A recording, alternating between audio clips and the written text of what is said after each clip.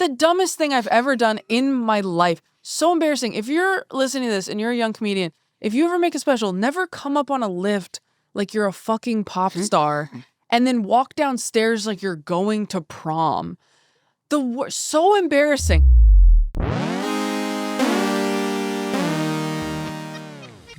This is a good one. I am Jesse David Fox, senior writer at Vulture and author of Comedy Book. Is the secret to being successful at a young age overcoming trauma? My guest today to answer this question is Taylor Tomlinson, who has put out 4 Netflix specials in 6 years and has a book on the way later this year. All while, until recently, hosting the late night show After Midnight. Taylor, who is 32, has a joke. Do you think I'd be this successful at my age if I had a live mom? And on the surface, you can see what she means. She's been quite successful, and she seems quite motivated to be so. But what if, hear me out, her success is actually just because she is generationally talented? So, here is Taylor Tomlinson. I'm here with Taylor Tomlinson. Thank you for joining me. Thanks for having me. I love that we both reset before we started. Our voice is so much more calmer than it was. I We were know. talking like literally 20 seconds. We were so animated, and we both went, okay, now be adults. We're not going to ramp it back up. Now we're on the radio. So, first question. What is the funniest thing that happened to you this week? It's not really funny yet. I'm still processing it. But this usually happens to me when I come to New York and stay for an extended period of time. The plumbing in the old buildings here, not as strong as California. So typically, at least one of the nights, and you hope it's during the day, but this was an evening around like midnight. Sorry to be so graphic to start the podcast, I did clog the toilet at my hotel, and they don't put plungers in hotel rooms for some reason. They never have. I don't know why. And so I had to call down and say, hey, can you guys like leave a plunger outside the door? It's cool. I got it. And they were like, yeah, no, we can't. We actually don't have any plungers in the building. I don't believe them, but that's what they said. They said, we don't have any plungers. We only have a snake. So we have to send maintenance up with the snake and they have to do it. So a guy had to come in at midnight and snake the toilet. But he was so nice about it. He opened, because I had been on the phone with the front desk and they were like, they have to come do it. And I was like, really? And they were like, yeah, we're sorry. And I was like, no, I mean, I'm sorry. Yeah. I'm sorry about it. And then when he came up, I think he had been told how sorry I was, because the first thing he said when we opened the door was like, hey, it's okay. This happens every day. I do this every day. Look at this. I got it. You're fine. And he was so nice about it. But we were laughing really hard at how comforting he was being. It is a true not all heroes wear a cape. Oh, yeah. I told my sibling, I was like, this is one of those moments where you're like, only in New York in a nice way. Usually when I come here, I'm like, this fucking city. And there's the one thing after the other. And then this was something where I was like, man, honestly, if I was staying at a hotel in LA and this had to happen, that guy wouldn't have even made eye contact with me. He would have just been like, all right, I'm going to go take care of it. And this guy took the time. To something. I took the time to be like, it's okay. Happens to everybody. You're fine. Shout out to that guy. Oh, my God, I know. He left, and we were, like, laughing so hard. And I went, wait, we didn't find out his name. And I wish I knew. I should ask the hotel. Well, sound off in the comments if you're watching. If you're watching, please. So it's been, I feel like, almost 6 years to the day since you were last in this room on this podcast. What have you been up to? I know. Like a week before everything shut down. Yeah. Isn't that crazy? Yeah. That was like my first big press run of stuff. And the women who do my hair and makeup, I met them on that trip. And like 5 days later, everything was shut down and I was just home for like the next 7 months. A lot's been going on. Yeah. So this is, catch me up. That was my first special. This is my fourth. This is the fourth one. Yeah. Which is, a pace I should probably chill out on. 6 and 4 years. Maybe we take a couple years off. You also got bangs at some point. I did get bangs at some point. Oh, wow. We really have a lot to catch up on. I think I got bangs in 2022 or 2021. No, it was 2021 because 2022, by that special, the bangs were gone and it had become an opening joke and a mistake I had made. which is, all bangs really are, is a mistake and a future joke. So I did get bangs. I got a bob that's growing out now, but I had a bob for a little while. Yeah, it's been a lot. I mean, my life is completely different when I met you. Like, I'm like a real comedian now. Yeah. So it's like nuts. Because it's hard to explain how not a real comedian, you didn't know you were people were going to watch that special. No. So you're just like, oh yeah, I'm just like an upcoming comedian doing like a podcast or whatever. You had done podcast. Yeah, I think we were like, thank you so much for having me on this. I think now we were I like, beg you to be on this time. now you had to bribe me. Yeah. No, I mean, truly, like, I think I was like, I can't believe anyone wants to talk to me because we're really just hoping this pans out. But yeah, it's pretty nuts. How does it feel now to think about 6 years as a time period like that? Not just saying like my podcast is the definitive marker, but it is all marker. I mean, it feels like it's been so much longer, I think, because of the pandemic. Yeah. So it feels like it's been more like 8 years. But it is crazy, and I do think about it a lot, especially when I have a special come out, because I'm just like, oh my God, like, I can't believe I've just done so many shows. You know what I mean? Like, I've just been touring nonstop since then, and was touring before that, but nobody was coming to see me on purpose. So it was a very different type of touring. And every time I have a new special come out, I always compare it to the previous ones. So I'm in a very, sort of like, I can't think of the word right now because I'm congested, but I'm in a very introspective headspace. Perfect. Whenever a special comes out, I'm like, oh, remember when you were, because every time I'm in the editing bay for like, several months working on a new special, I'm always like, this isn't as good as any of it. You've really lost it. You used to be something. Where did it go? Should I go off my meds? Like every time. And this is like 4 times within 6 years you've had that experience. It's been bad. It's been bad. It's too many times to reflect upon. Every time I forget that that's what happens, every time the people around me have to be like, you do this every time. And I'm like, no, this time's different. Different. This time's different. So one of the things you did in that time period is you became the host of After Midnight. Mm-hmm. This will be the section of the interview where we talk about that experience. This will be the section of the interview where we talk about that. And I want to get a sense of your headspace around taking that job, leaving that job, as just sort of as you think about work generally. Yeah. Because you described taking the job as the hardest decision of your career at that point, and you talked about leaving the job as the hardest decision you made up until that point. Yeah. So what was the driving force personally when you decided to accept that job? When I decided to take the job, the driving force was that I was on the road all the time, and I was feeling kind of lonely, and I was feeling like I wasn't super well-rounded. I was feeling kind of like a comedy, like a stand-up robot. And I think it came at a moment where I loved touring, and I was really happy with where my career was and what was going on, but I was just feeling like a little isolated. And this show came along, and I really liked everybody involved in it. And every meeting I had, I went from like the first time I heard about it, I was like, well, I could never do that, to like every meeting I had being like, well, I guess, that would technically work. I could do it Monday through Wednesday and then tour Thursday through Sunday. And so it was a very gradual process, like up until the week before they offered it to me. I was like, I don't know, is that, because I had friends who were like, absolutely, that's a no-brainer. If you get the offer, you should take it. And then I had friends who were like, don't do that. You'll die. You can't do that schedule. That's too crazy. And I think ultimately the reason I took it is because I was just like, I miss hanging out with comedians. And I was like, what a great way to, and what's so crazy is I could have just texted people and been like, let's get dinner. But in regards to your question about how you think about work, I can't do anything unless unless I'm being productive. So I was like, okay, I'll socialize if it's my job. Yep. And then what's so funny is you do the show and then you barely have any time to talk to anybody because the pace is so crazy. And then you have no time to see anybody outside of work. So you don't really see, but you get to see people on camera, and that's fun. And I laughed really hard on that show. And like, obviously got to interact with like the funniest people ever and like met so many people.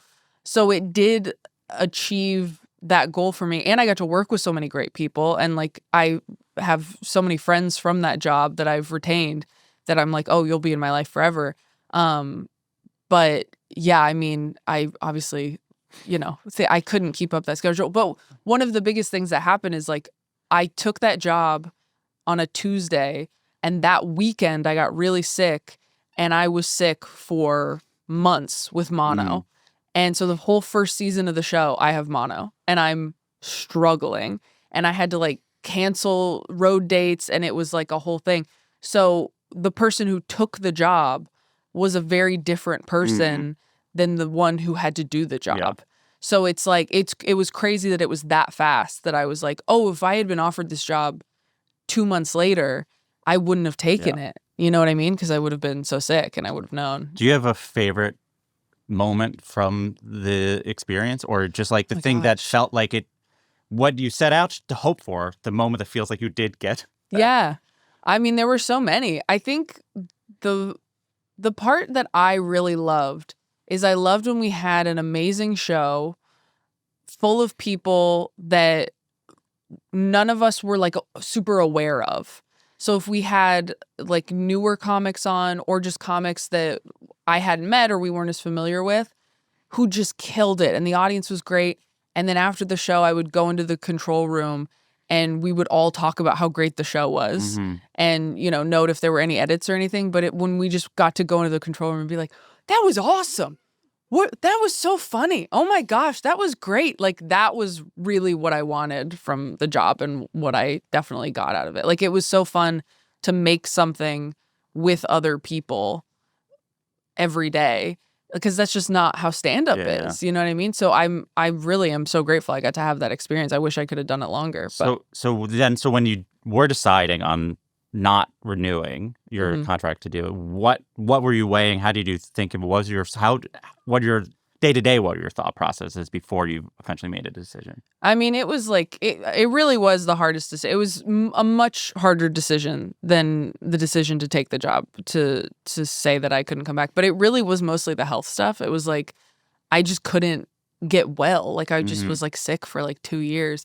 And I just knew I couldn't keep up that pace anymore. And it was like, okay, the only way I could keep doing this is if I like quit doing stand-up, and I can't do that. That's just not an option for me. And so, ultimately I was just like, okay, I can't do this anymore, which really sucked. But I had always said, like, as long as I can do this job and stand-up, I would love to do that. But as soon as I can't do both, I just can't do both. And again, it was like heartbreaking to make that decision. And I really thought that they would replace me. I really did, because so many comedians could have done that job and like done an amazing job, and arguably a much better job than me. And I mean, I had a whole list of people I thought would have been amazing at it. So I'm bummed it doesn't exist anymore. But unfortunately, you didn't go, I'm not coming back. And then like, so he was like, cool. Well, you assumed up until it was announced that it was canceled that they were going to replace you? No, I think, because I had decided that I couldn't keep doing it before I knew if we were going to be picked up or not. And so I was like, okay, I know I can't do this going forward, but I would love to help get a replacement in here. And then it was sort of like, it's a really muddy timeline, because it all kind of happened at the same time. But basically it was like, well, we were going to renew it with you, but if you're not coming back, then we're not going to do it, is kind of what happened. So yeah, I can imagine, considering what happened with late night as time went on. They're like, we're going to have to like find another host now? That doesn't seem like worth whatever how much they valued the shows that they currently have in late night. I imagine they're just like, what do we got to, seems like not worth, I don't know. I mean, to me, it wasn't my show. So I thought that it would have been really easy to replace me. And this isn't me being humble, but because I got hired to host a show that already existed. You know what I mean? Like, it wasn't something I came up with or created or developed, and they had been, making tweaks to the format for the 2 years that I did it. And I felt like we had gotten to a place mid-season 2 where it was finally a format that everyone liked and agreed on. And it was very different than the one I had signed on for. But I thought it was working. And I thought, oh, well, now that this format is settled on, so many people could just step into my shoes. You did the hard part already, yeah. Yeah. I was like, so many people could step in and take the reins and be great at this. And again, arguably better, because I'm not like an improviser or anything. Like, we had so many people on the show that I was like, am I funny at all? I really have never felt less talented and funny than when I was on that show surrounded by incredible like stand-ups and improvisers every day. You're just like, this is crazy how many good comedians there are. The media specifically really wanted to make it seem like it was your show. It was like the new queen of late night or whatever. Right. That narrative was in every profile or whatever. Did it feel like a disconnect for you to be like, I feel like I'm a hired gun and they think I'm here to like... I was really surprised, honestly. I was really surprised by like all the headlines. I've never gotten more texts in my life than I did the day that news broke, because every headline was like the only woman in late night. Yeah. And or like the first woman in late night, which wasn't true at all. And but that was every headline was like, she's gonna do like James Corden's show. And every interview I did, I was like, to be clear, that's not what's happening. But these are headlines. It's like people aren't reading the whole article. So when I took the job, I was like, oh, I'm gonna host a panel show. It's like a funny parody of a game show I was familiar with at midnight. Like, I knew what it was. And so I was really kind of taken aback by the way it was presented when it was announced. And I understand why it was. It's like I guess it's probably a buzzier way of announcing it. But yeah, it was challenging to do press for the show before we started making the show, where I didn't really know what it was going to be, I guess. And I was kind of like, I was answering questions going like, well, I don't know. We're not doing, it's not a talk show. It's a panel show. But it was like everyone wanted it to be. And then I remember when the show came out, we made fun of it on the show a lot. Like, we did like talk show portion and stuff because there were so many people who were like mad online. They were like, why would they do this to Taylor Tomlinson? And I'm like, they didn't do anything to me. I wanted to host this show. This is the show I wanted to do. And I had to like go on TV and be like, hey guys, I'm okay. Like, this is what I wanted. I wasn't trying to be the host of a traditional talk show. Like, it's okay. Nobody tricked me. But people were like confused and just didn't realize it was going to be something different. But then I think, once people got used to what it was, they were like, oh, okay, this is fun. This is something different. Or at least I hope they did. But yeah, it was interesting. It was an interesting time to be like correcting people in interviews and going, well, no, I'm not really the first woman in late night. There were all these people, and also, no, we're not doing interviews. Yeah. And it was interesting for sure. But yeah, once the show came out, I think it was pretty clear right away, like, oh, we're doing something like fun, different, and cool. What did you learn from the experience personally? Like, what did you learn as a person who took a job, right? This was your first really like non-stand-up job. What did you learn about yourself as a worker? It wasn't my first one. I was also a front desk girl at a European wax center. Sorry, okay. So what did you learn about that job? I also was a cashier at Sioux Plantation. I had many jobs before stand-up. Oh my gosh, unbelievable. I worked at a pizza place where I got yelled at a lot. That was, those are all my jobs besides stand-up. I learned a lot from the experience. I really do feel like I grew so much as a person. I learned a lot about like leadership, and because I had never, and I don't even feel that I was this great leader on that show. Like, our showrunners were great leaders. Like, our producers were great leaders. Like, honestly, the best thing I got out of that show, Joe Firestone's phone number. Mm-hmm. That's the best thing I got out of that show. Joe Firestone's an incredible leader and so funny and like such a joy to be around. I saw her the other day and I'm just like, I've told her this many times. I'm like, if I had gotten nothing else out of this and it was just your personal phone number, that would have been enough. Because she was hired as head writer before I was hired as host. And it was part of the reason I took the job. Because when I knew it was her and met her, I was like, well, that's really fucking cool. Yeah. So that was one of the things that I got out of it. But as far as things I learned, I mean, a countless number of things. And like the biggest thing is just that I had to slow down. Yeah. Like I can't keep burning the candle at both ends. And I've been doing that for, over a decade now. And I was like, okay, like at a certain point, opportunities are going to come up and you're kind of past the point in your life and career where you even can say yes to absolutely everything because you just don't have the bandwidth for that. Like you will burn out and like your body will force you to slow down and stop. So let's get into the sort of reason you were so productive. Oh, no. This is the therapy segment. It definitely is. Oh, no. As you said, there's a type of person who's like, I need to be around friends more often. I'll do it at work. I'll do it at work. That's why people start podcasts, I think. That was another thing I thought about. I was like, I should start a podcast. Or you could just call the people you love. Definitely was part of the reason I started a podcast. Is it? But it is good, right? Because you can be like, hey, it's like, you know what it's like? It's like when you call a friend and you go, hey, do you want to get coffee? And we'll walk the Hollywood Reservoir because we'll get our steps in. And even if I'm not that interesting to talk to or we run out of stuff to talk to, we'll get outside. We'll get 3 miles on the Aura Ring. And it's like there's a structure. You're like, This is the type of thing we're doing. It feels much more control. So your mom died when you were 8. Uh-huh. Yep. As you say in the special.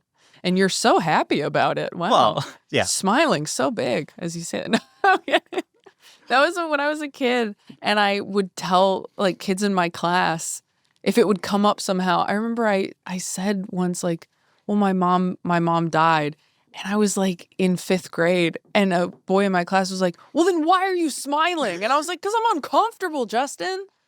I don't know. I'm learning how to break the news to people who are bullying me. So you say in the special, my fear of death has propelled me professionally. Yes. It made me a sort of workaholic properly.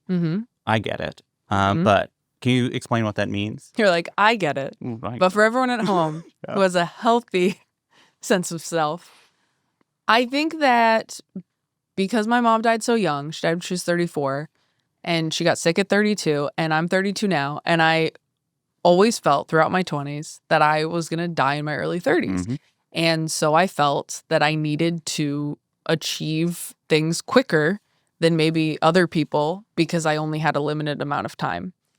And I think in that way, and it's what I'm referencing in this special, it really propelled me and made me very ambitious. And now I think I've done it, but I'm still alive. So maybe now I can take a nap. But I mean, it didn't not work. You know, that's what's hard about being a workaholic is like being a workaholic works.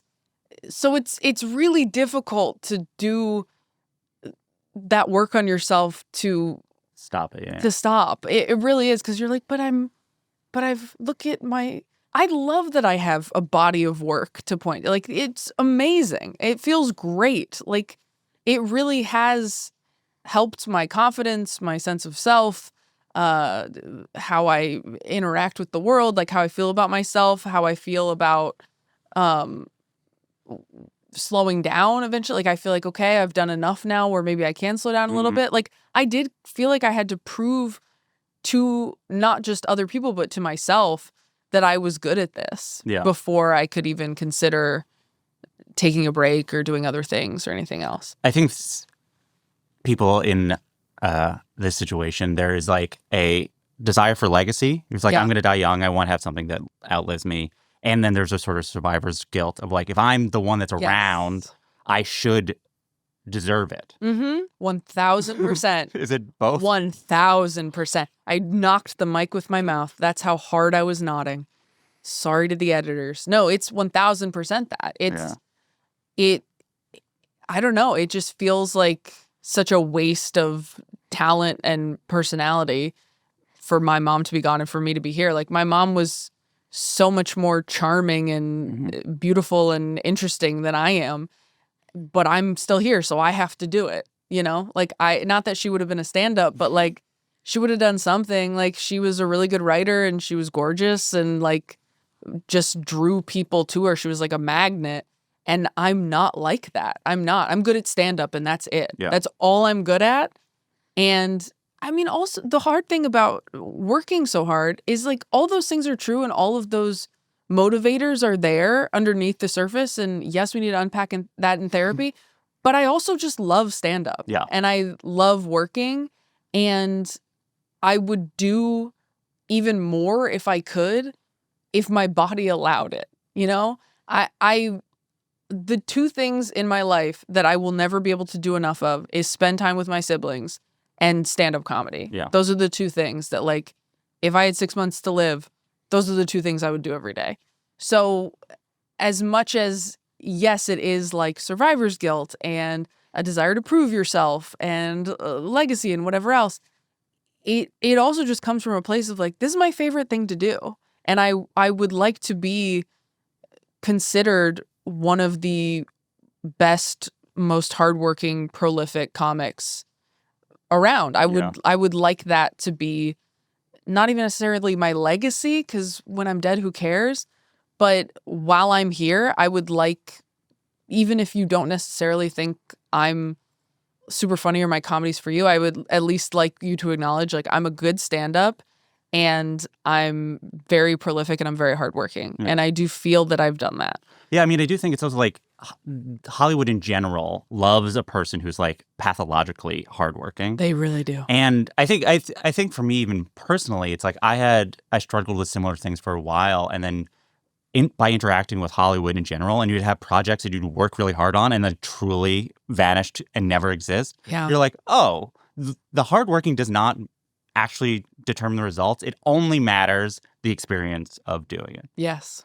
And I think like how you talk about stand-up is like the process of doing it is the thing that you just have to go back to. Is the best part. I mean, this is the worst part. Releasing something is the worst part. This part specifically, the part where you're talking. Not this part. This part's great. Love this. Okay. I love this. I love doing this. I love doing Mike Birbiglia's podcast. I love talking about stand-up. Cut out the mic part, but no, I Not love talking Mike's I love doing like podcasts with comedy people. That's like the best part. But like doing press and being in hair and makeup for weeks and, you know, talking about yourself in a way that feels uncomfortable, and the month before something comes out, when it's locked and you can't change anything and you're just waiting for it to come out, is hell. Absolutely horrible. And then the thing comes out and you're kind of like, okay, I don't think I'm getting canceled. I think it's okay. And then you're like, why am I not getting canceled? Did not enough people watch it? Like, then a new sort of train of thought starts freaking you out. But the worst part is when it's done. The best part is when you're writing. Yeah. And you're on the road, and like the part that I get to do in 2 weeks when I'm done with all this press, where I just get to like go up at Largo every week and read from a notebook and be like, does this suck to 200 people? Like, that's the best part. And that's why I love stand-up so much, is the best part about it is most of it, you know? It's like, there's so many things creatively in this industry where like you're working so hard and you're going through so much shit to get to the thing. And then the thing is so short. And then it's like, oh, and you get one standing ovation at Sundance, and that's all the clapping you get for the whole project. And I'm like, how do you live like that? That's horrible. Yeah. It's like, I can't imagine doing that. Your whole job is like in silence, and you go, I hope this is good. We'll find out in a year. And stand-up, you get to find out every night whether or not it's good. You know? Yeah. Like, you can think of something at 3 p.m. and at 8 p.m., 1,000 people will tell you if it sucks or not. Like, it's just, I feel so spoiled creatively. I'm going to ask, this is a somewhat audacious question, but Okay. did you ever, in the process of deciding, did you ever have thoughts like, I don't want to die the host of After Midnight. I don't want my obit to say After Midnight. I don't want to die the host of After Midnight? That's what you thought? No, I wonder if you thought that. as a No, I person. felt that way about coming out. I felt that way about never coming out as queer. I was like, I can't die a straight. I can't die and have my obit say straight comedian. straight female comedian. That's how I pre-wrote it. That's what I was thinking. Honestly, I had that thought for sure. That counts. There are, I think, often two categories of people who have experienced death young. There is this sort of like people who are afraid of everything who sort of become pathologically hard workers, and then there's these sort of like death wish types. I don't know if you've seen Russian Doll, but these sort of like live fast, die young type. Right, get a motorcycle. You ever wish you were that type? Yeah. Every day I wish I was that type. If I hadn't gotten medicated, maybe I would have been closer to that. But no, that's not true. I was never really like that. The impulsive decisions I always made during like hypomanic episodes were like I would break up with whoever I was dating and move apartments. And like that was kind of it. But those were big changes to make. But no, I've never been somebody who was the live fast, die young type. Are you jealous of those people? When I was younger, I was. Yeah. When in my 20s, I was, because everyone was like seemingly having fun. Yeah. But now, I'm 40. It's like, yeah, now who cares? You wear a fun hat every episode? This is all I have. Come on. You're doing it. So the special opens with an epigraph from Oscar Wilde's The Picture of Dorian Gray. You will always be fond of me. I represent to all the sins you never had the courage to commit. Speak of that. That's a little bit of a fuck you to certain people. That's a little bit of a fuck you. And you know what's funny? That was one of those decisions I made where, like, I wanted to do a quote at the beginning of the last special, but I went, you can't do it at the beginning of this one. You're already doing a lot. You're coming up on the lift, which was such a mistake.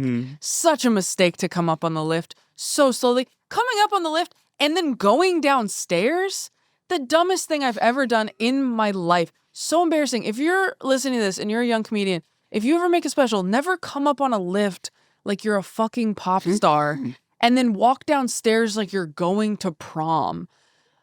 So embarrassing. So thank God I didn't do a quote before that because I already made a cringy decision. And I do think having a quote at the beginning, it's one of those things where I'm like, some people are going to think this sucks, but I like it. And my favorite thing is when artists make a choice that, and nobody's told me they hate it or anything, but I'm sure some people are like, what the fuck? Because there's part of me that feels that way. But the larger part of me goes, I really like that.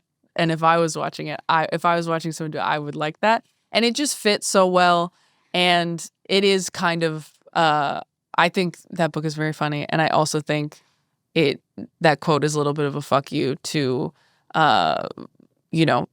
the people that I'm speaking to at the end of the special, where I'm like, if you're using religion as a weapon to control people and feel superior to them and treat people horrendously because God loves you best or whatever, like, fuck you. That quote's for those people because I think a lot of those people they're repressing so much of who they are. And so that's why they are so angry at everyone who is being true to themselves. It's why they're also obsessed with trans people. It's like, why the fuck do you care? And it's like, oh, because you're angry that you're walking around trying to be perfect for God Daddy. And you're like, well, why do they get to be who they are and live their truth? And I'm over here trying so fucking hard. And it's like, your brain is a very difficult place to be. And I'm sad for you, but it does not give you the right to treat other people like shit because you're unhappy and have boxed yourself into this corner religiously, you know? So when that part of the special is, at this point, your fans, I mean, I've seen 4 hours, and then the way, especially when you say fuck you, it feels like it's in the performance of it is appropriately like very intense. As it's almost asking you like as an acting question. It's like, do you have specific people in mind when you said that or say that? When you say fuck you in particular. Yeah, I do. I have specific people in mind. And I think if you watch the special and you grew up in church and it was a bad experience for you, you will also have specific people in mind. And the messages that I'm getting now that the special's out from people who have like deconstructed their faith and processed a lot of religious trauma, it's very validating for me who went through the same thing to have other people go, oh my gosh, like this was really like helpful for me to see and like really hit me on a lot of different levels. Because that shit takes a long time. Yeah. It really, there are some people who are like, yeah, when I was 5, I knew it was bullshit and I just, went and ate the cracker and who fucking cares? And like, that's cool for you, but it wasn't like that for me. It was like years of really like difficult work on myself and like arguing with my own brain because I had been hardwired to believe these things. And I had so much shame around like everything I did. I mean, it took years. I was a clean comedian for 5 years. I was super clean until I was like 22. Yeah. And then 3 years later, I'm filming a special for Netflix where I'm like talking about fucking and stuff. So it's like, well, I should have called it fucking and stuff. It's not even like 5 years. It's like because you started as a teenager, you just sort of like it just it's almost like when like other people would have went to college and then been like, I don't believe in God anymore or whatever. But you like it was like, oh, now it's your job to believe in God. Yeah. So you're like, oh, I guess it literally is a calling. Right. Yeah, exactly. It was, but I knew, I don't know. I mean, it was like my whole childhood. I didn't feel it in my gut. And I just chalked that up to being a bad Christian.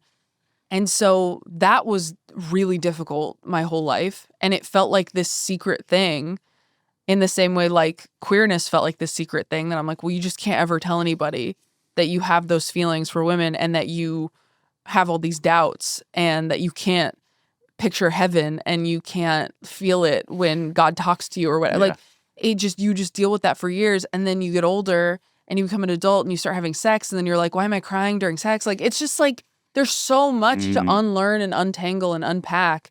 And for people who did not grow up with any of that, I mean, that was what was so crazy to me when I started doing comedy clubs and I was now around all these comedians who are like all atheists. Yeah.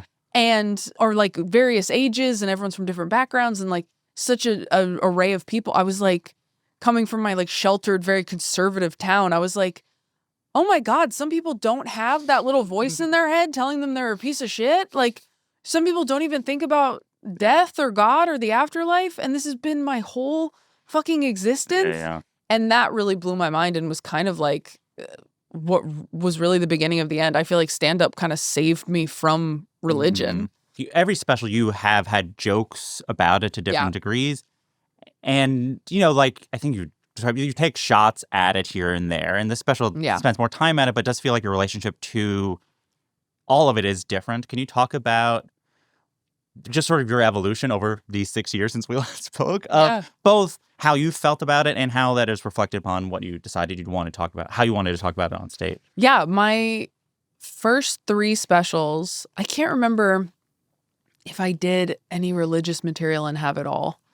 I would have to go back and check. I probably did some, but I know I did some in the first 2. I know I have some angry ones in Look at You for sure. The jokes I was doing about religion were really angry because I was really angry. Yeah. And it was a lot about like abstinence only culture because that's what I grew up with. I grew up with like, if you have sex before marriage, not only have you disappointed God and you're dirty and disgusting and going to hell, you are also like cheating on your future spouse. Like it was crazy. And it's just fucking ruins everything for years. And so that was like a big thing for me that I was dealing with in all of my relationships. And I was really pissed about that. And I was pissed that I felt all this shame for like swearing on stage and not living perfectly and like moving in with a boyfriend or whatever else. Like I hated that feeling of being judged and shamed and looked down upon and pitied for like not walking in with the Lord in the light. And so I was really pissed for like all of my 20s. And I felt like I was like, who knows who I would have been if I wasn't trying to extract myself from all this. Like I say that in this special, like so much of growing up religious and like coming out of that is figuring out who you are as opposed to who they expected you to be.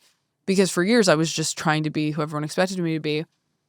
But the biggest fear I had was that I was going to lose everyone in my life. I was afraid I was going to lose my entire family and any of my friends that were still religious, if I told them I wasn't, or if I came out, or, whatever, I was like, there's going to be something.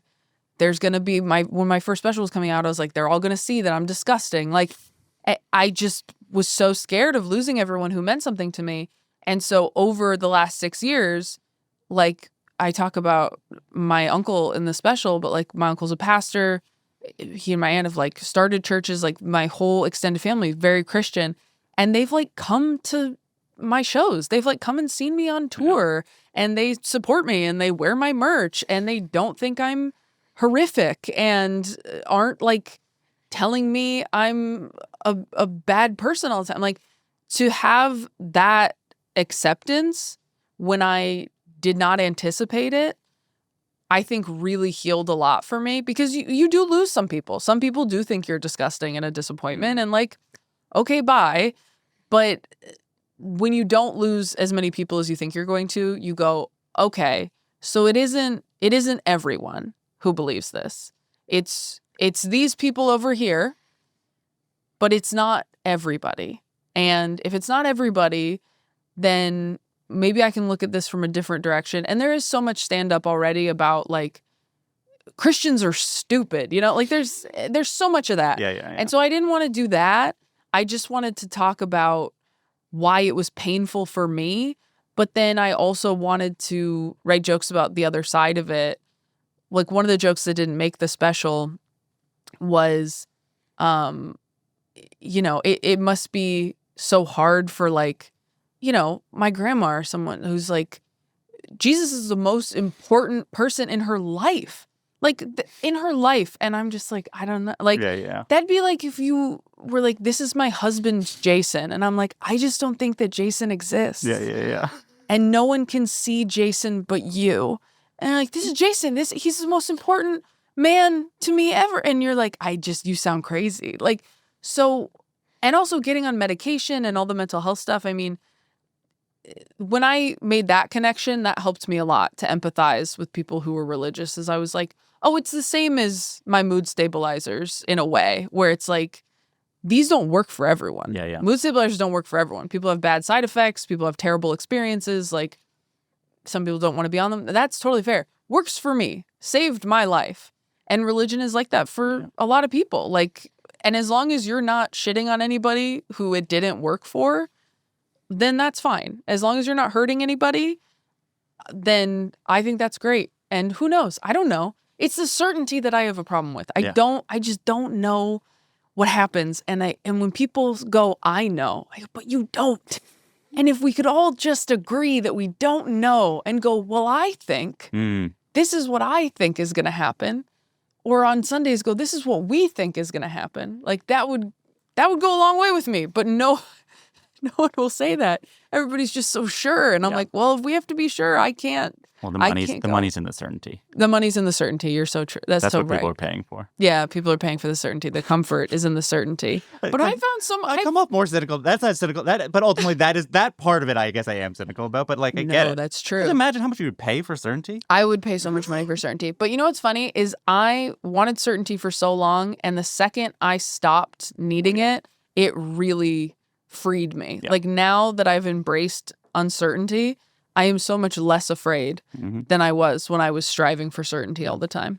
You mentioned, worrying about what people expect of you, but also even with the Dorian Gray quote, knowing that some people might not like it. And I'm curious, in the Times profile of you, Hannah Einbinder calls you the Taylor Swift of comedy, and she says she talks about universal experiences, relationships, love, but in a new way.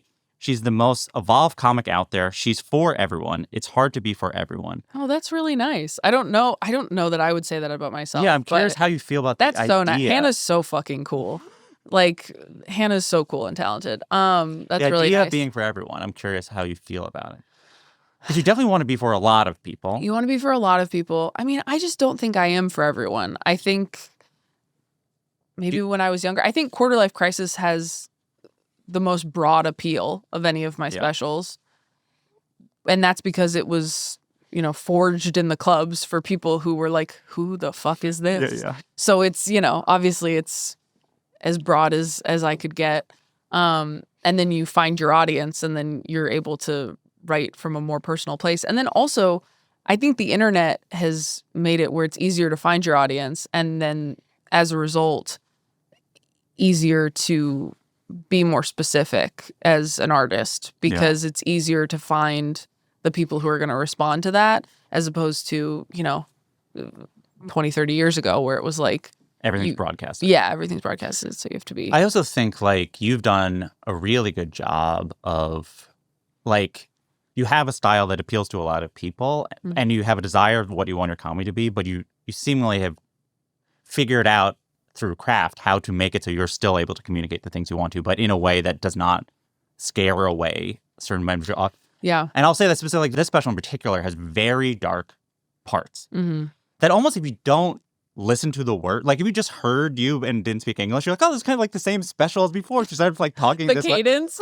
like the cadence sounds the same, but you're like, there's one joke that I will point as a sort of example, which is you say, I do think I spent a lot of my life being really scared of death. Anytime I wasn't actively yearning for it. Yeah. Which is like really a very dark thing to say. Thank you for pulling that out. That really means a lot to me.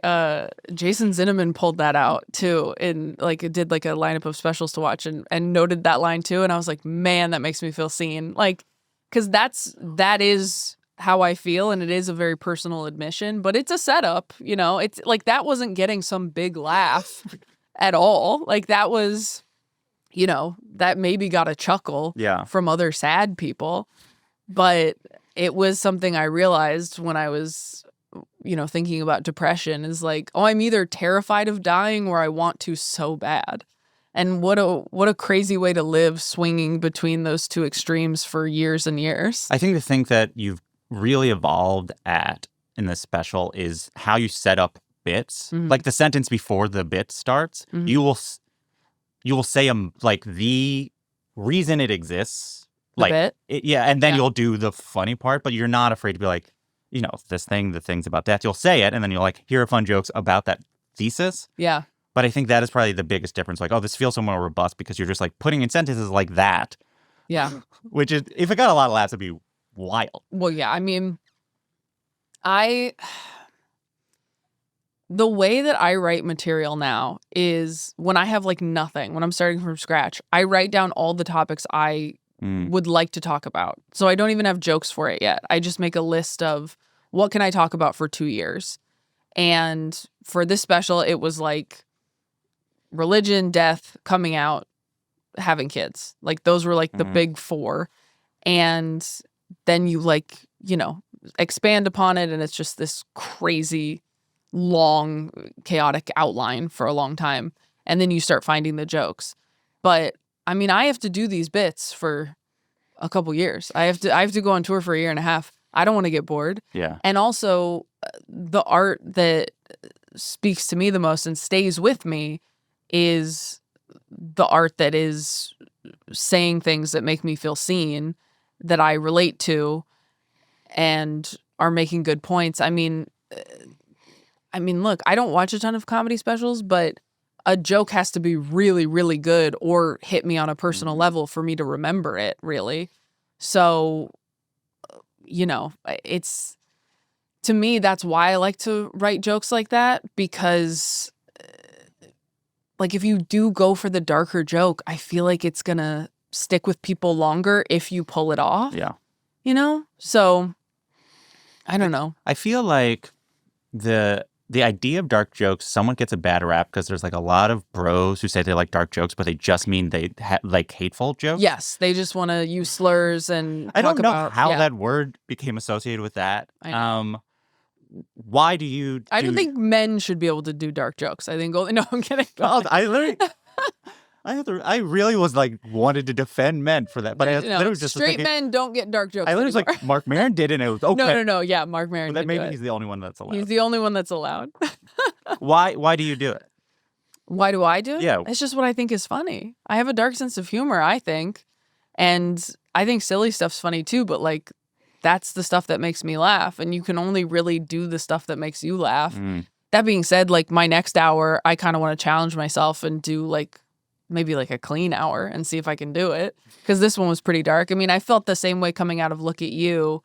Look at You was like really tough for me because I was still doing like meet and greets, and I was after shows, and so I was meeting a lot of people who were like, I lost my parent, and I'm, like dealing with mental illness and all this stuff, and it was like it meant so much to me, but also I was like, by the end of the night I was like, oh my gosh, I just revealed a lot about myself to a lot of people and learned a lot about a lot of people, and it was like it was very rewarding, but it was very draining. And then Have It All was like a lot lighter and sillier. And yes, it was, I think, ultimately about me being pretty lonely, even though I was living my dream job. But this one, I went in going like, oh, I'm ready to get into some stuff and talk about some dark stuff. And I felt like I was in a much more balanced place with a much more nuanced view of religion, which is why I felt like I was finally in a place to talk about it for a long time. Because that's all I knew about this hour going into it. When I finished Have It All, I was like, I know I want the next one to be called Prodigal Daughter, and I know that I want to talk about religion for a long time. It's hard to, you might have a better sense than I, but it's like you have this audience. It like starts from Quarter Life Crisis, let's say. And as you said, that's a fairly broad special. So in many ways, that could be some people's favorite type of comedy is that type of thing. And like, well, I'm on and then, only 6 years later, you're like, this is how I think about death all the time, both in these different ways. Yeah. How, like, even on a craft level, how do you make it so that audience is not like, what did I come to? I mean, I lost some people. I think Dustin Nickerson, who was on the road with me for years, and he opened for me on some of these dates this last tour, but he was off headlining his own tour, so he couldn't do a lot of them. But I remember after Look at You came out, he had been there for the tour after Quarter Life, and he was like, Look at You got rid of all those bachelorette parties. Because like Quarter Life, I remember that tour, girls were screaming, and it was a lot more like wooing, and like, yeah, I think we definitely probably lost some fun people, but then gained like a lot more people like me. I think like I do feel a lot of times when I do shows, when I look out into the audience or I meet people afterward or meet people like on the street or whatever, when people come up to me, like I'm like, oh, we would probably be friends. Yeah. Like yeah. How big do you think you can take it? Like, do you have well, I'll put it this way. Do you think you'll play Madison Square Garden? And do you want to? I don't know. Do I want to? I mean, I don't know. I don't have a huge desire to do arenas. I would so much rather do what I have been doing, which is like going and doing like 5 shows at the Wang in Boston, like I'd rather stay in a city for a few days and do multiple shows at a theater. Because once you get past like 2,000 seats, you start to feel disconnected, even in like the best rooms, even at like the Chicago Theater. You're like, this is really big, So like I did Radio City and it was great, but I much prefer doing the Beacon. Yeah. Like Radio City is like, Matt, you're like, is it supposed to be happening here? Stand up, like, is kind of how you feel up there. The show itself doesn't feel as fun. Like anytime I'm on tour and I do a show that I'm like, that was amazing, that was electric, that was incredible, they're like, well, this is a little bit smaller than the other venues. Like I think like 1,500 seats is like incredible. Like that's why like the special was like 1,500 seats. I think all the specials except for Quarter Life, I think they've all been around 1,500, like 12 to 1,500 seats. And the first one was like 400. Yeah. But it's also why I love building material in clubs, because like clubs is like so close and you can like feel it and they're all around you. The reason really people do it is ego. Like there's Right. very few comedians are like, this is actually my ideal form. I know. I mean, there's some people I think who like it. Like Bert likes it. Bert Right. Kreischer likes it. But he's like, and this is nothing against him, but like, of course. I think Nate likes it. And like Nate's so like quiet and like brings people to him, and he's like murdering in like these arenas. Like, I mean, maybe the challenge is interesting when you and you're like, okay, well, but this is worse. Can I make this worse experience better? The other thing is you have to be able to sell it out. Yeah. Like I think it's probably fun when you are a huge, amazing comedian like Nate Bargatze and you can do 3 nights at an arena in the round. Like, sure, I'm sure that's really fun. But if you're me and you are probably like, I can maybe do 1 night, like that might be more stressful. I think you'll do it. We'll see. It's, life's long. Yeah. Oh, it's beautiful. It's sometimes. I remember the first time I ever heard someone say life is long. I was like, I did not know that was a That's saying. never occurred to me. I think I find this to be related, but you talk about poop in every special. Do I? Yeah. Oh, There's a few in this one. Wow. How many is it in this one? I know. I think. This is I say diarrhea in this one. I only have 1 poop joke in this one. There's another one. There's 2 in this? Oh, it's the having kids thing. Yes. Yeah, because I was pretty freaked out when I found out women were shitting themselves when they gave birth. I did not know that. Where does that come from? Your poop joke interest. You have these dark joke interests. Well, I'm a professional. I don't know. Do I have poop jokes in every single one? Oh. What are the other ones? You know what? I should have wrote them all down. I know, because now I'm like... You have the panic attack one. Oh, yeah. This one you have matches. Is matches this one or the special before it? Oh. The hinge to date. Carry matches everywhere. I think that's this one. Oh, wow. Wow. That's crazy. Well, now I don't sound very good at comedy. Well, I'll make it feel sophisticated for you. So they're really good. They're smart. They're poop good. jokes. But also it helps people. It's palatable. It makes like, oh, this is really heavy. Poop jokes are lighter. Yeah, exactly. And that's why I did it. Yeah. And also, this is a sort of like pointy-headed version. Have you ever read Denial of Death by Ernest Becker?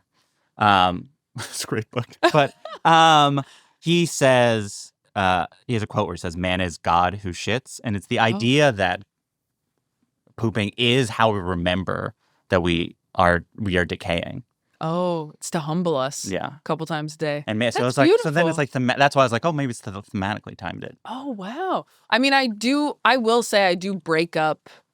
I do break up darker jokes, and I broke up some of the religious stuff with like, oh, let's go over here. Like I did it with the jokes about my mom dying and look at you. Like there was a lot of. I think I say like there's gonna be 6 minutes of dead mom joke, but it's not all about my mom. Yeah. There's like a sex joke over here, and then there's like a pop culture joke, and like I do that to kind of keep people engaged, and in the same way, like I'll do crowd work throughout the show, but just like very intentional, specific, like ask someone a question, and it's just to like kind of keep everybody on their toes and engaged.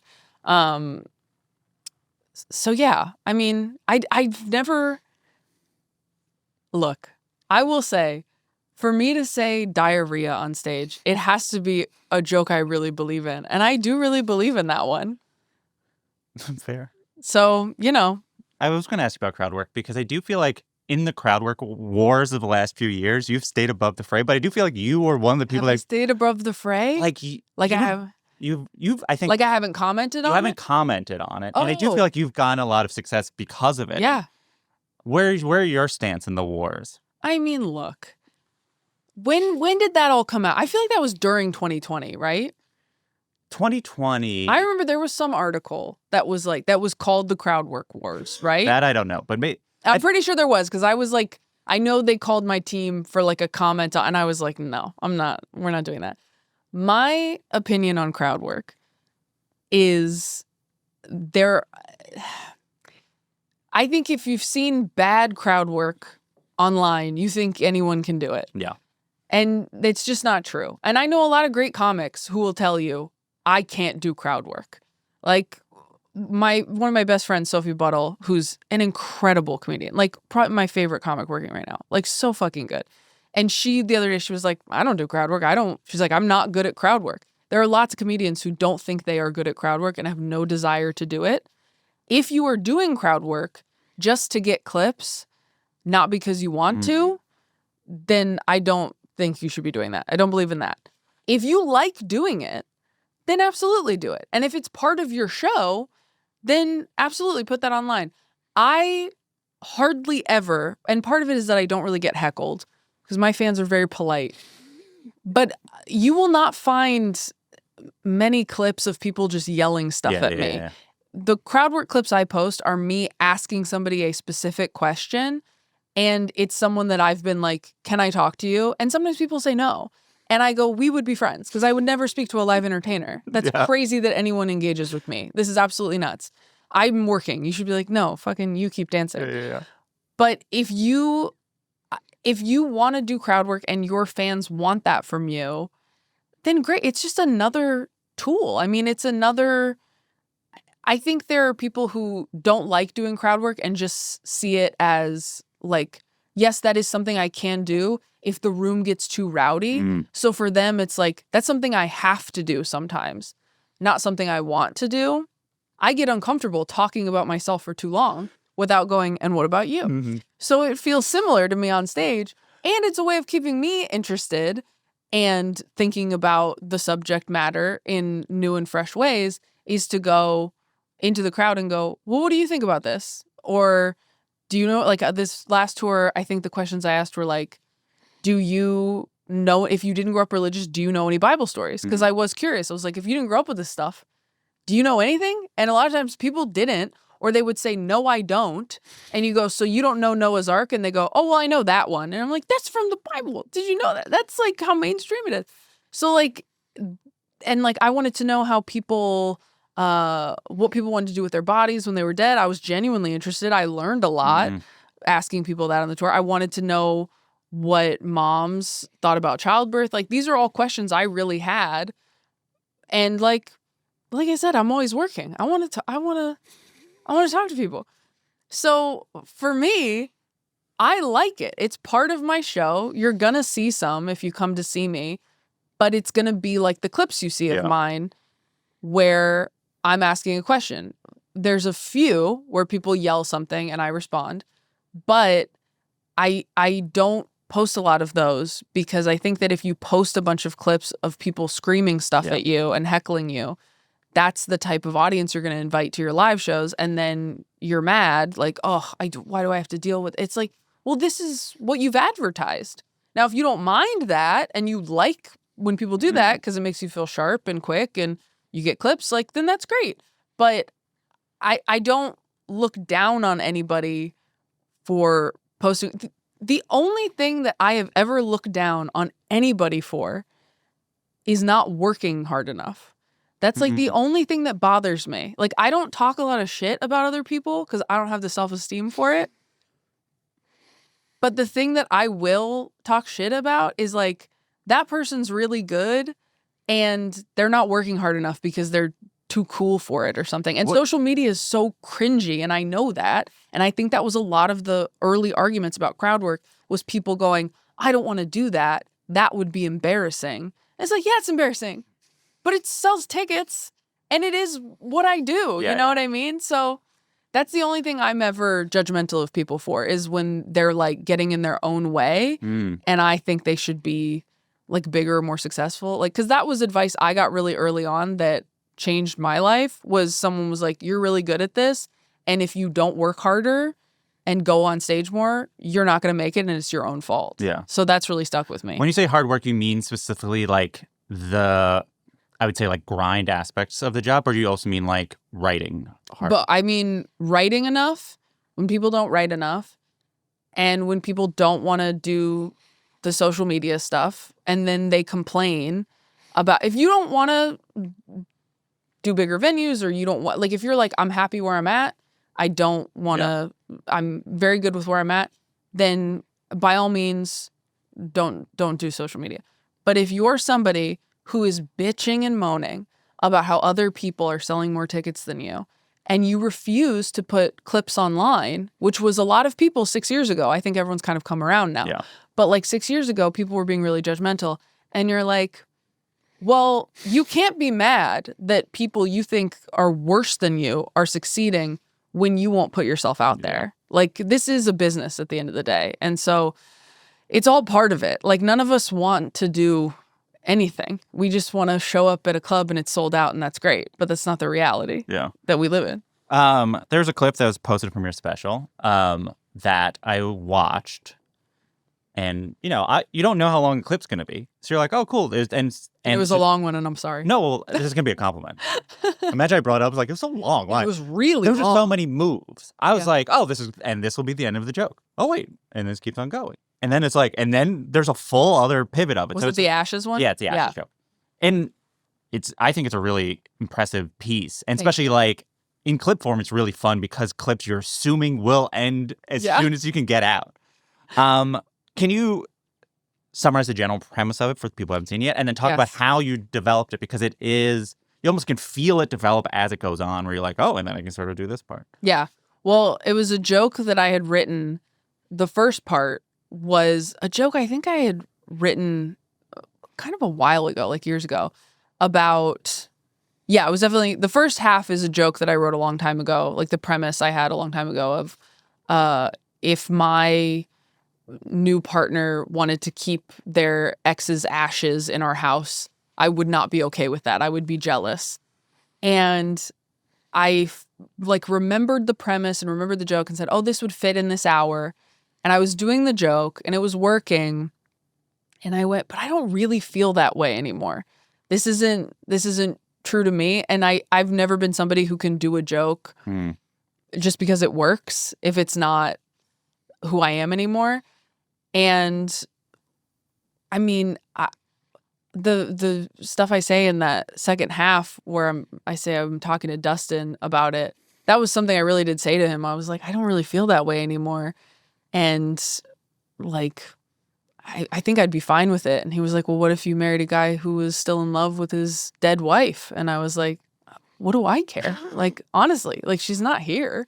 And I can't believe I feel that way because I was so jealous and insecure in my 20s. And I went, oh, that's really funny. And I didn't know if I could get away with it at first. I was like, can I get away with in the middle of a bit going, that's not true anymore? And then just like, I'm like, well, we have to keep writing if we're going to do that. Because you can't just at the end go, that's not really true anymore. Anyway, like you have to talk about why it's not true anymore. And I did think it was funny that I was like so far on the other end of the spectrum of just like, and it's really how I honestly feel like if I was dating someone or married to someone who had a dead spouse and they didn't have their ashes on display, I would be like, what the fuck is wrong with you? Which is so different than like 22-year-old me who would have been like, well, why do you need that there? Like, you know, like it's just. So you had the real conversation. Did you then go like, why do I feel that? And then like almost like it's like the bit is the exploration of the change of self. Yeah. And I think that was something I said, like, what do I care? Was the TV playing my show? Yeah, then who cares? Like, I said that. That was what I said in the car to Dustin. I said, who cares? He can jerk off to his dead wife if he wants. I don't care. And he was like, that will never work on stage. That will never work. And I went, well, I'm going to try it. And it is a testament to my fans that it did work. Yeah, because it really is like they have to go along with so many. They have to be paying attention. It's like an extremely like uncomfortable premise. Yeah. To be even like it's just an area, and then you're like, and then it starts with a reminder that my mom is dead. It starts there. Everyone's like, oh God, that's right. And then it goes into me being jealous and toxic at 30, which you're like, she seems too old for this. And then in the middle, I go, never mind. I just wasted all of your time. And then I say a bunch of really crazy graphics shit. Yeah. So, yeah. But it is long. It's good. But the reason I wanted to clip it is because I'm proud of that joke. And I was like, not everyone's going to watch the special. So you clip the stuff that you want everyone to see. Because a lot of times, that's the only thing a lot of people will see. Even people who pay money to see you, other comics, whatever. And so you go, okay, like, what do I want other people, the most amount of people to see? And I felt that was one of the jokes I was most proud of. Do you seriously think you will fall in love with AI? Yeah, I really do. Where does that come from? Just being like a really shy, weird kid.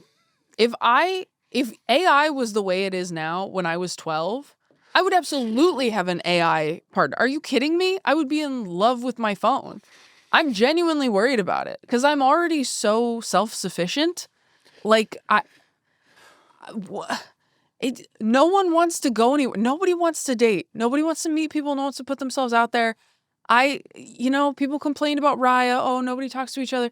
Neither do I, okay? I feel the same way. I feel burnt out and sad and scared and tired.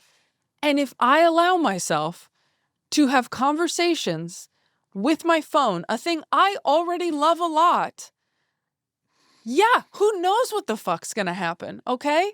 I love my phone. I'm addicted to my phone. I listen to audio porn. It's right there. Yeah. I am really concerned about it. And I just don't want to rely on it. And I'm scared of just where it's going and where it's headed. And I just don't want to help it learn. And environmentally, it's bad. There's like no upside for me as far as AI is concerned. You actively avoid it like someone would like actively avoid like dating a person who they're like, I can't get mixed up with that person. Yeah. I can't get mixed up with that person. Or that entity. No, that's true. It's like I react to AI the way I react to like people with motorcycles. I'm like, I can't fall in love with you. It's too dangerous. It's too dangerous. Your book is coming out later this year. Mm-hmm. How are you feeling about that versus other projects? Oh, so scared. So scared. Because it's been really fun to work on it. And because it's fun, I'm like, well, there's no way this is good if I'm having fun. But I have a really good editor, so I think she'll make sure it's all right.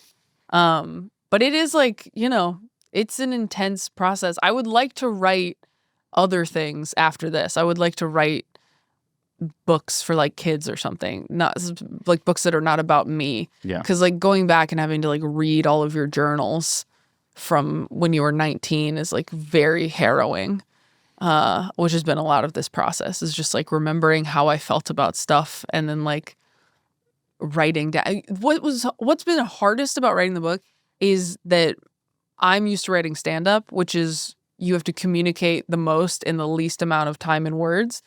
And a book, you're supposed to expand on everything. Yeah. So I was like, oh, I'm supposed to repeat myself and like wax on and on about one subject. And it's just not been where my brain has been for the last 15 years. Yeah, it's so hard to be like, people want to spend time with this thing. Yes. But also I'm going to have to read it for the audiobook. So I'm like, okay. You haven't done that yet? No, it's not done. I'm so scared. And it's like very personal and you're trying to like figure out how much to reveal. But it's very different to reveal things in a book than it is on stage, or it feels that way. Yeah. I don't know why. Yeah, I will warn you to please. The feeling that you described of after it is done. Yeah.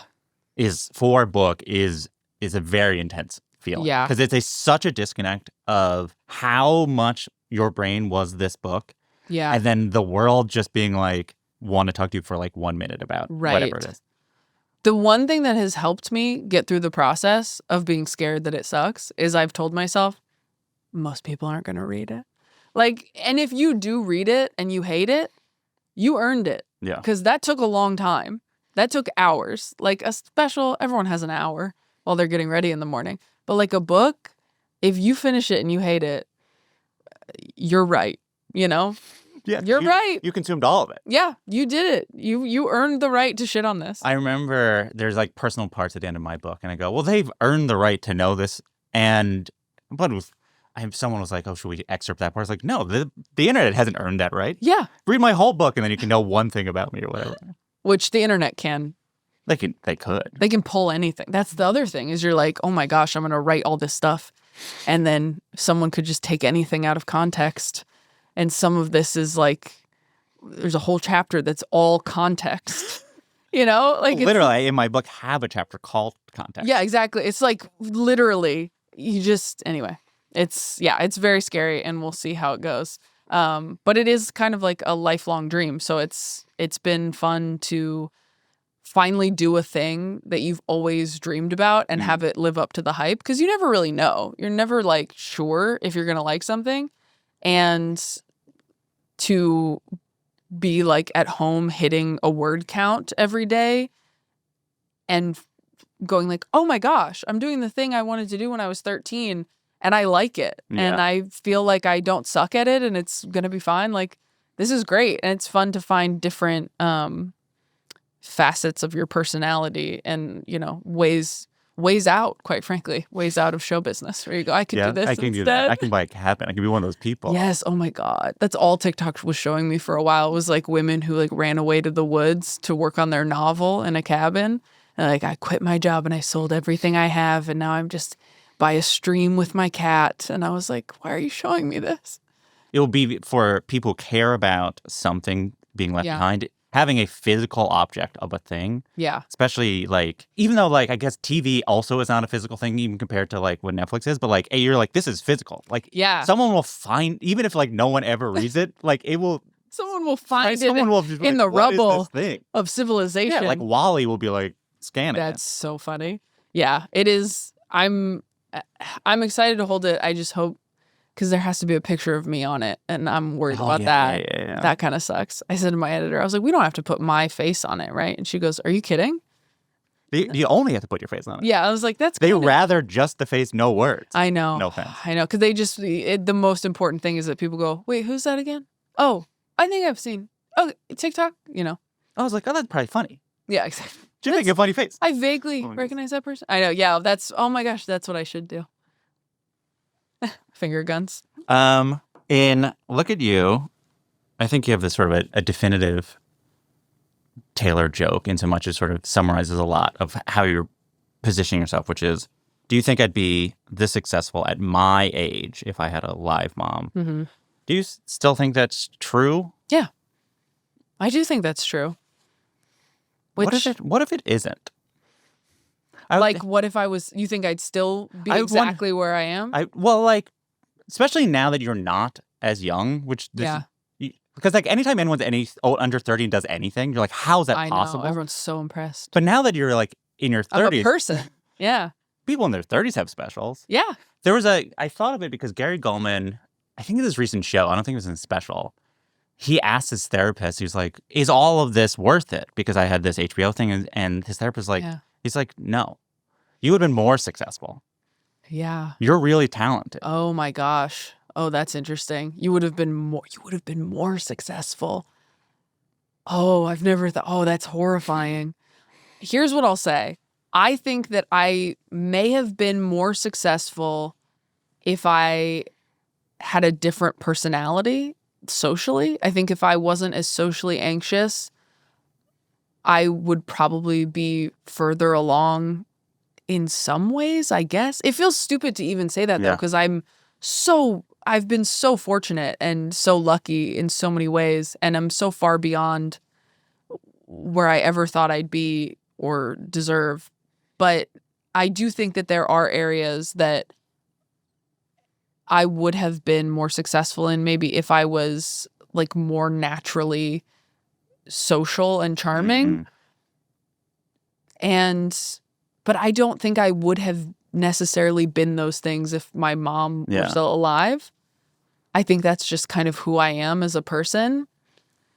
So if I were going to change anything, but it's also like, if my mom survives, my dad doesn't get remarried, we don't move to Southern California, we don't take a comedy class. So it's like, I don't even know how I would have started doing stand-up, but everyone likes to go, well, you would have found it somehow. And it's like, I don't know if I would have. I was grown up in church in like Modesto. I wasn't in a big city. Like, maybe I would have found it eventually, but I don't know for sure. How much do you think about the multiverse?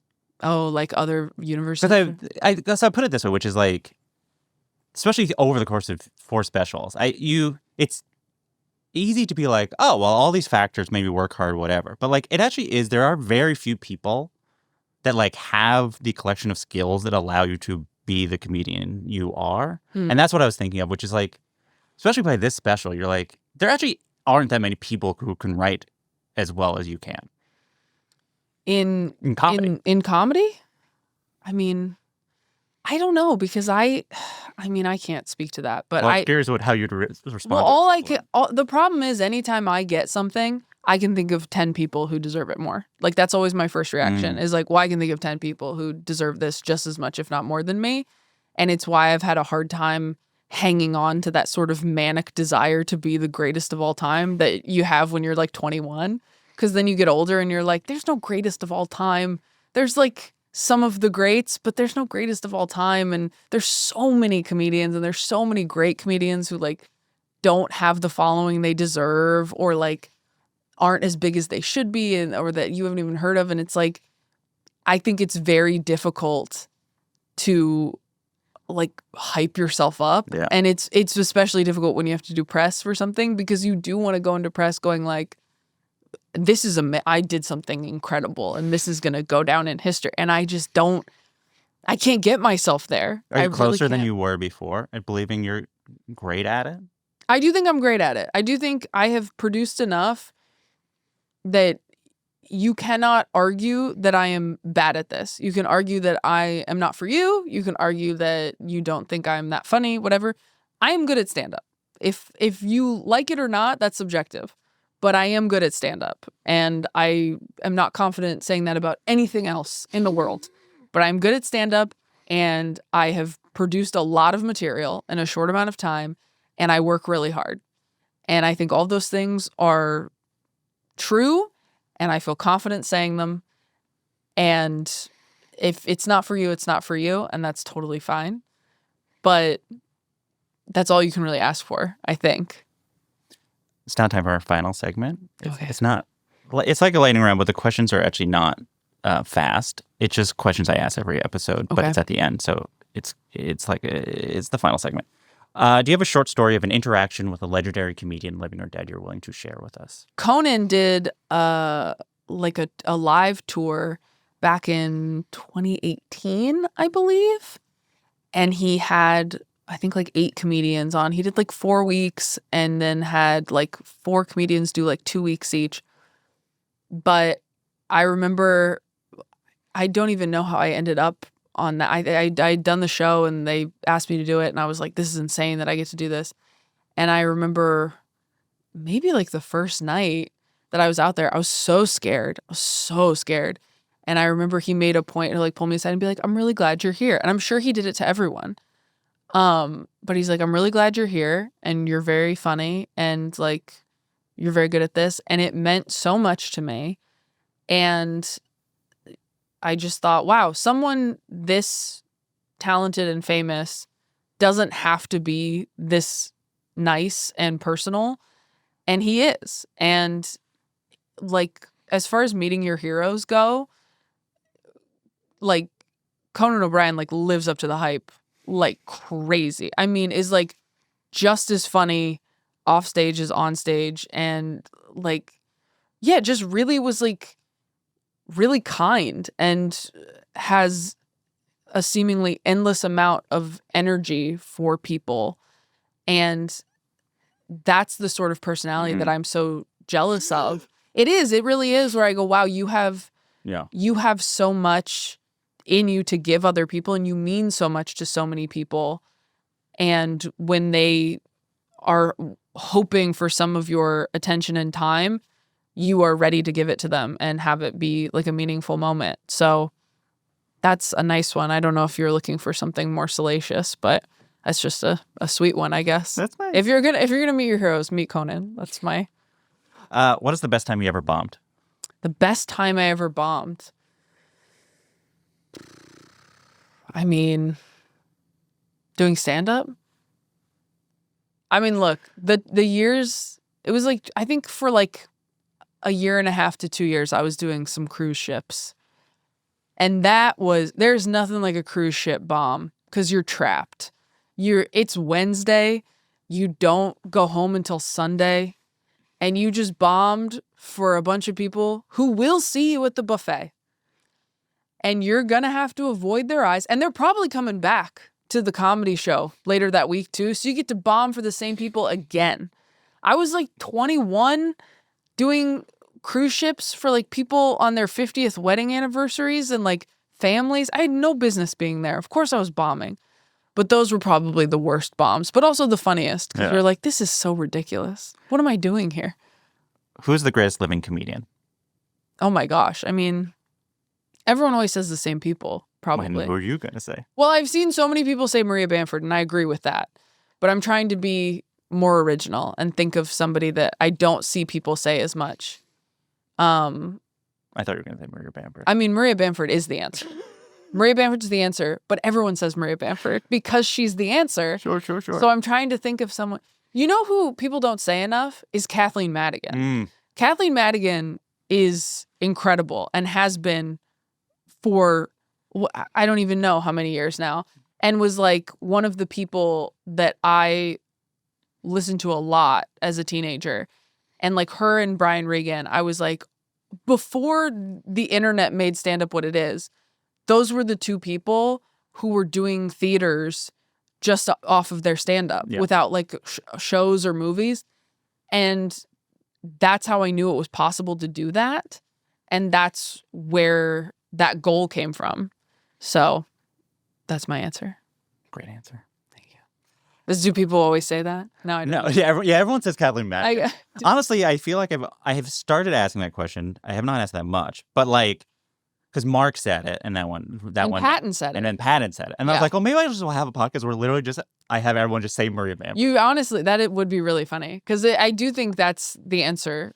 That I definitely believe it. I believe it too. As I say, it's Richard Pryor and Maria Bamford, the two greatest comedians that have ever lived. Yeah. Based on what I understand is the value system of like what greatness is in art form. And then everything else is sort of a value system question. Yeah. What is the best advice you've ever taken? I mentioned it earlier, but the best advice I've ever taken was advice I got when I was 19, which was, you're really talented, but if you don't get on stage every night, you're never going to make it. And I think I've kept that in my head throughout my career and gone, okay, if you don't make it, it's your own fault. You're standing in your own way. You have had enough encouragement from other people that you have no excuse, and you need to just get past your fear. Like, you really just, it's so much easier said than done. I know if you're listening and you're like a super anxious person, I'm right there fucking with you. Like, it is so much easier to just say, like, don't be scared, just go for it, ignore that, push through it. But like, it really is worth it. I mean, I had horrible stage fright for years. I mean, anytime I went to the Comedy Store, I had like diarrhea. Like, I was so fucking scared for years and years and years. And I'm still scared. But I know that if I don't push through that, I don't get to have the career I want. Yeah. And so it's just a necessary part of being any sort of creative person. I'm curious, what is the worst advice you didn't take? The worst advice Do you have an I didn't example? take? I think when people told me when I was younger, because there was so much value placed on being a clean comedian, and not just from like the church circuit where I was. Like, I think I got a lot of attention when I was young because I was young and I was clean. Yeah. But I remember people being like, it's so much harder to write clean, and it's easy to be dirty. And I kind of don't think that's true. I think good writing is good writing. And I think there's cheap ways to be funny in both clean and dirty ways. But this advice that, like, if you are a dirty comic, no one's gonna want to watch you. Like, no one wants to watch a girl say these things. Like, that was bad advice. Yeah. That I didn't like take. There's hundreds of years of the counterfactual. Yeah. What is an idea you had or an opinion you had that everyone tells you is bad, but you will go to your grave thinking, I am right there wrong? I didn't have an answer to this. I did not know. And I asked my sibling in the car, and they said, I don't know, put it in the sibling group chat, which is what I do when people send me questions, and I go, I don't know anything. And I sent in the sibling group chat, hey guys, what's something that I think is true that everybody else thinks is wrong? And my brother wrote back that you need work done on your face. He was like, you think you're ugly? And I was like, that's honestly really nice. It's honestly really sweet. I'm not going to get work done on my face, by the way. But only because I don't think it would turn out right. But I was like, that's kind of a nice thing to say. Because I couldn't think of anything else. I don't have really strong opinions on much. Better Man's a good movie, but I've talked about that a lot. Is there something that people think is comedy that you think isn't? People think is comedy, but isn't. If you don't? Yeah, I think what we talked about earlier is like the guys doing dark jokes that are just hateful speeches, who are just like saying slurs and making rape jokes, you know? Like it's so, I mean, and it sucks because the guys that are doing that, it's like the laughs you're getting are from monsters. Is that what you want? Like, is that, because there are guys who do that. And I'm like, I don't even think you believe that. You just want this laugh from these guys? Like, what? It doesn't make any sense to me. So yeah, I hate that. But other than that, I mean, I'm not one of these people that's like, that's not funny. Yeah. I'm like, if people are laughing and it's not hurting anyone, then I'm like, just because I don't get it doesn't mean it's like not good or whatever. Like, do whatever you want. Jerk off to your wife's ashes. I don't care. Thank you so much. Thank you.